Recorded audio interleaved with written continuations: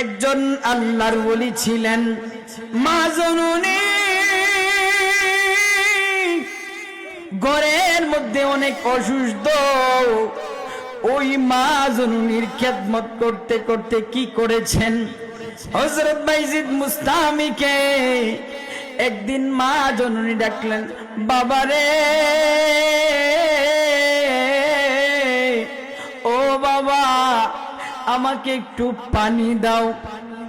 রাত্রে বেলা যখন মা জননী পানি চাইলেন, মা পানি চাওয়ার সাথে সাথে সন্তান পানি আনার জন্য গ্লাস নিয়ে অনেক দূরে গেলেন। সন্তান যখন দূরে যায়, মা জননী লেট হওয়ার কারণে ঘুমিয়ে যায়। ঘুমিয়ে যাওয়ার পরে ফজরের ওয়াক্ত হয়ে গেল। মা জননী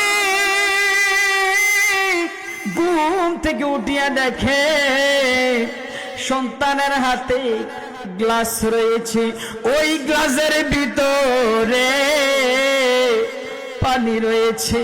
মা অর্ডার দিয়েছে, মা হুকুম করেছে, মাগো মা, ও মা, তুমি হুকুম করেছিলে, তুমি বলেছিলে কুকারে আমি মা একটু পানি খাবো, আমি মা অসুস্থ, তুই বাবা আমার খেদমতের জন্য পানি আনলি রে বাবা। বাবা রে, তোর জানি কত কষ্ট হইছে, আব্বা আমার শুইছে যা রয় আল্লাহ কবরে,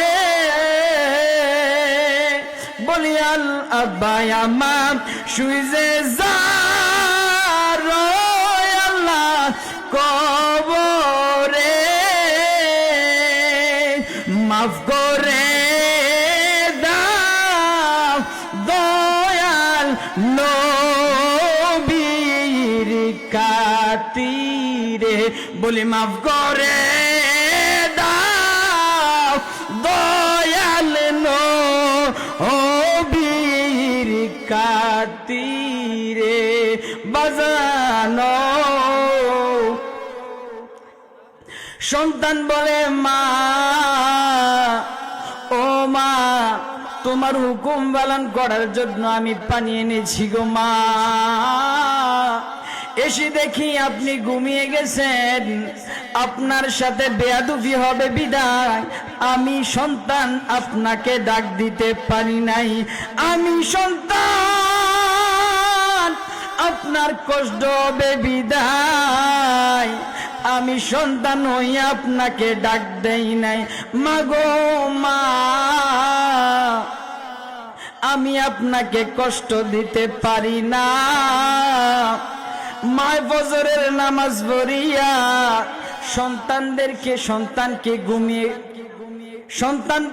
সন্তানকে শুয়াইলেন বিছানায়, বললেন বাবা তুমি শুয়ে যাও।